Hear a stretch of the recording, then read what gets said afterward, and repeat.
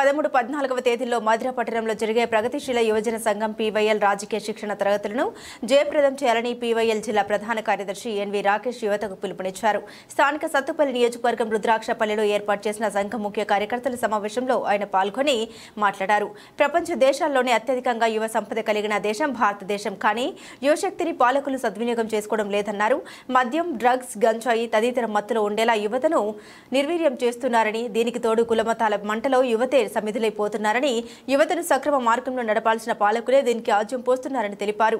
ఈ కార్యక్రమంలో PYL Kalluru division అధ్యక్ష కార్యదర్శులు దుంపా కామేష్, సంఘం అరుణ్ కుమార్, నాయకులు యాదగిరి, భరత్, సాయి, ఆనంద్ పాల్గొన్నారు. ప్రగతిశీల యువజన సంఘం పీవైఎల్ తెలంగాణ రాష్ట్ర రాజకీయ శిక్షణ తరగతులు ఈ నెల 13-14 తేదీలలో మధిరాపట్నంలో నిర్వహించుకోవడం జరుగుతుంది. ఏదైతే పీవైఎల్ క్లాసులకు రాష్ట్ర నలుమూల నుంచి 120 మంది ప్రతినిధులు పాల్గొంటున్నారు.